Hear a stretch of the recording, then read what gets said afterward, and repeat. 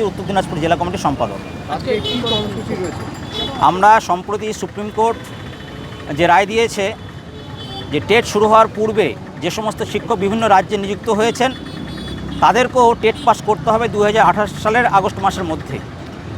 আমরা এই সিদ্ধান্তের তীব্র বিরোধিতা করছি। বঙ্গীয় প্রাথমিক শিক্ষক সমিতির পক্ষ থেকে আমরা সুপ্রিম কোর্টে এই যে রিভিউ পিটিশন ফাইল হয়েছিল তারও আমরা মামলায় পার্টি ছিলাম।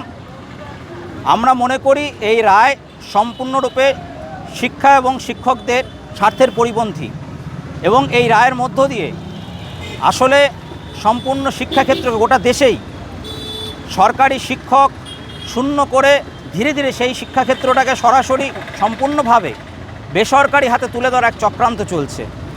অদ্ভুতভাবে আমরা দেখছি সাধারণ আইনে যেখানে বলা হয় যে আইন চালু হওয়ার পূর্বে যে ঘটনা ঘটে যায় সেটা আইন চালু হওয়ার পরে তার বিচার চলে না, কিন্তু এখানটায় সুপ্রিম কোর্ট তার রেট্রোস্পেক্টিভ পাওয়ারের নাম করে এই তুগলকি ফরমান জারি করেছে, যা আদতে শাসক শ্রেণীর শিক্ষাক্ষেত্র থেকে সরকারি অনুদান তুলে নিয়ে সরকারি স্কুলগুলোকে তুলে দেওয়ার একটা চক্রান্ত বলে আমরা মনে করছি।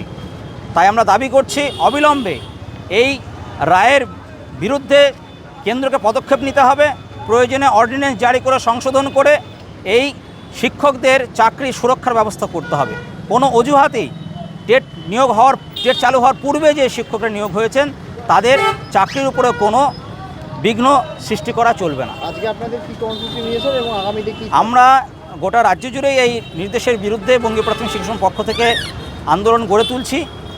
আজকে আমরা রায়গঞ্জে এই পথসভার মধ্য দিয়ে আমাদের জেলার যে শিক্ষক মহল এবং সাধারণ মানুষ যারা সম্পূর্ণভাবে শিক্ষাক্ষেত্রের সঙ্গে ওতপ্রোতভাবে জড়িত অভিভাবক অভিভাবকেরা সকলের কাছে আমরা এই আবেদনটা তুলে ধরছি যে আগামী দিনে সরকারি শিক্ষাক্ষেত্রে যে আক্রমণটা আসছে সেটার বিরুদ্ধে আমরা প্রতিবাদ স্বরূপ আজকে এই রায়গঞ্জে আমরা সমবেত হয়েছি। ফলে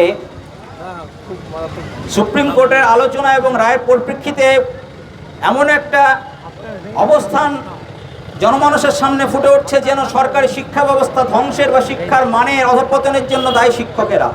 আপনারা জানেন বহুদিন ধরেই শিক্ষাক্ষেত্রে 8 থেকে শুরু করে মাধ্যমিক, HS, DElEd, BEd, BA, MA এই ধরনের বহু যোগ্যতা নিয়ে তারা শিক্ষাক্ষেত্রে শিক্ষক হিসেবে কাজে যুক্ত হন। যে সময় যে সরকার থাকে তাদের বেঁধে দেওয়া যে শিক্ষাগত যোগ্যতার মাপকাঠি পরীক্ষা পদ্ধতির মধ্য দিয়ে তারা নিযুক্ত হন। কিন্তু তারপরও আজকে আপনারা যদি লক্ষ্য করে থাকেন উচ্চশিক্ষা বিশেষ করে উচ্চ মাধ্যমিক স্তরে ইতিমধ্যেই সরকারি স্কুলে শিক্ষার্থীর চাইতে বেসরকারি স্কুলে শিক্ষার্থীর সংখ্যা বেড়ে গেছে। এর পেছনে মূল কারণ কি? মূল কারণটা যদি আপনারা খেয়াল করে দেখেন কখনোই শিক্ষকরা নন। সর্বপ্রথমে দায়ী no detention policy, pass fail প্রথা তুলে দিয়ে লিখলেও পাস, না লিখলেও পাস, পড়ালেও পাস, না পড়ালেও পাস, এই যে এক জগা খিচুড়ি মার্কা শিক্ষানীতি সরকার প্রয়োগ করেছে 1980-র দশকে। আমরা দেখেছি এই পশ্চিমবঙ্গে তৎকালীন বামফ্রন্ট সরকার ইংরেজি পাস ফেল বৃত্তি পরীক্ষা তুলে দিয়ে যে শিক্ষার বেসরকারিকরণের যাত্রা শুরু করেছিল আজকে তার বলা চলে 16 কলা পূর্ণ হয়েছে। আজকে সরকারি স্কুলের সাথে সমানতালে বেসরকারি স্কুল টক্কর দিচ্ছে এবং এর পেছনে মূল কারণ হচ্ছে গিয়ে এই পাস ফেল প্রথাবিহীন এই শিক্ষানীতি। তার সঙ্গে রয়েছে আপনার আধুনিক পরিকাঠামোর কোনো ব্যবস্থা না করে। ইতিমধ্যে বহু স্কুল যেখানে পর্যাপ্ত কোনো শ্রেণীকক্ষ নেই, যেখানে পর্যাপ্ত পরিমাণে শিক্ষক নেই, যেখানে পর্যাপ্ত পরিমাণে মেয়েদের জন্য শৌচাগার, পানীয় জলের ব্যবস্থা, এরকম পরিকাঠামো কিচ্ছু নেই। এই সমস্ত বিষয়কে ধামাচাপা দেওয়ার জন্যে সরকারগুলো তো প্রচার করেছিল, এবার সুপ্রিম কোর্টের বিচারপতিরাও একতরফাভাবে শুনানি করে তারা আজকের এই রায়ের মধ্য দিয়ে সরকারি শিক্ষাক্ষেত্রকে বেসরকারি করার যে নীল নকশা, যে চক্রান্ত চলছে তাকেই এনারা ওই যজ্ঞে ঘৃতাহুতির মতো করে তারাও সমর্থন দিয়ে গেলেন। ফলে আমরা মনে করি শিক্ষাক্ষেত্রে অধঃপতনের পেছনে মূল দায়ী শিক্ষানীতি। শিক্ষার যে সাফল্য তা নির্ভর করে 3টি স্তম্ভের উপরে: পরিকাঠামো, শিক্ষক, ছাত্র তথা অভিভাবকদের অবস্থান সহযোগিতা। শুধুমাত্র শিক্ষকরা যদি স্কুলে গিয়ে উপস্থিত থাকেন, যদি ছাত্ররা না আসে তাহলে শিক্ষকরাকে চেয়ার টেবিলকে পড়াবেন? নিশ্চয়ই নয়। তা আজকে দেখা যাচ্ছে বহু স্কুল ইতিমধ্যে এই সরকার 30 জনের কম ছাত্রছাত্রী স্কুলে যে লিস্ট করেছে সেখানে 8,000 7টি স্কুলের তালিকা তৈরি করেছে, পরবর্তীকালে সংখ্যা আরও বেড়েছে। তাহলে এই স্কুলগুলোতে শিক্ষকরা গিয়ে কাদের পড়াবেন? এই স্কুল থেকে ছাত্রছাত্রীদেরকে তাদের গার্জিয়ানরা কেন সরিয়ে নিলেন? এই প্রশ্নের জবাব কি কেন্দ্র সরকার, কি রাজ্য সরকারের দেওয়ার দায় নেই? ফলে এই সমস্ত ব্যর্থতা থেকে, এই সমস্ত ভ্রান্ত শিক্ষানীতি থেকে নজর ঘুরিয়ে দেওয়ার জন্য আজকে শিক্ষকদেরকে অমূলকভাবে দায়ী করে তাদের যোগ্যতা বৃদ্ধি করার জন্য এক অলিক ফরমান জারি হয়েছে। আপনারা জানেন, একটা সময় 8 পাস ছেলেমেয়েরা প্রাইমারি স্কুলে শিক্ষকতা করতেন, তারাও বহু স্কলারের জন্ম দিয়েছেন, তারাও মানুষ করে তুলেছেন। পরবর্তীকালে মাধ্যমিক পাস শিক্ষকরাও স্কুলে সাফল্যের সাথে শিক্ষকতা করেছেন। এখন বলা হয় উচ্চ মাধ্যমিক, তারপরে ডিএলএড, তারপরে এক নতুন নাটক চালু হয়েছে টেট। অথচ এই শিক্ষকের এত যোগ্যতা নিয়ে গিয়ে বিদ্যালয়ে গিয়ে করবেনটা কি? কাদের পড়াবেন? কি পরিকাঠামো নিয়ে পড়াবেন? কোন সিলেবাস, কি বইপত্র পড়ানো হচ্ছে?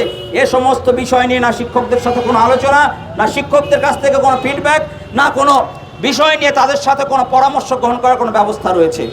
ফলে আমরা বঙ্গীয় প্রাথমিক শিক্ষক সমিতি মনে করি, এই সুপ্রিম কোর্টের রায়ের মাধ্যমে শাসক শ্রেণী তথা পুঁজিপতি শ্রেণী, কর্পোরেটরা, তারা গোটা শিক্ষাক্ষেত্রে ব্যবসা করার জন্যে এই চক্রান্তকে তারা আজকে সামনে নিয়ে আসছেন। তারা সরকারি স্কুল তুলে দেওয়ার এক গভীর চক্রান্ত অঙ্গ হিসেবেই এই রায়কে কাজে লাগাতে চলেছেন। ফলে আমরা এই শিক্ষার বেসরকারীকরণের চক্রান্ত এবং টেট বিষয়কে সামনে রেখে টেট চালু হওয়ার পূর্বে নিযুক্ত শিক্ষকদের কোনো অবস্থাতেই এই যে শিক্ষকদের টেট নেওয়া হলে চাকরি বাতিল হবে, এর বিরুদ্ধে শিক্ষকদের চাকরি সম্পূর্ণ সুরক্ষার দাবিতে, কার্যকরী পদক্ষেপ গ্রহণের দাবিতে আমরা আজকে রায়গঞ্জে প্রতিবাদ সভায় সমবেত হয়েছি। আপনারা যারা মনে করেন আমাদের এই বক্তব্যের মধ্যে যুক্তি রয়েছে, যৌক্তিকতা রয়েছে, তারা আজকে সরকারি শিক্ষা ব্যবস্থাকে তুলে দেওয়ার যে চক্রান্ত, কেন্দ্র রাজ্য সর্বোপরি কর্পোরেট মহল এই সরকারি স্কুল তুলে দেওয়ার যে চক্রান্ত করছে, তার বিরুদ্ধে আন্দোলনে সামিল হবেন এবং আগামী দিনে সরকারি শিক্ষাক্ষেত্রকে বাঁচাতে সক্রিয়ভাবে এগিয়ে আসবেন। এই কথা বলে সকলকে সংগ্রামী অভিনন্দন জানিয়ে আমি আমার সংক্ষিপ্ত বক্তব্য এখানে শেষ করছি। বঙ্গীয় প্রাথমিক শিক্ষক সমিতি জিন্দাবাদ, ছাত্র শিক্ষক অভিভাবক ঐক্য জিন্দাবাদ।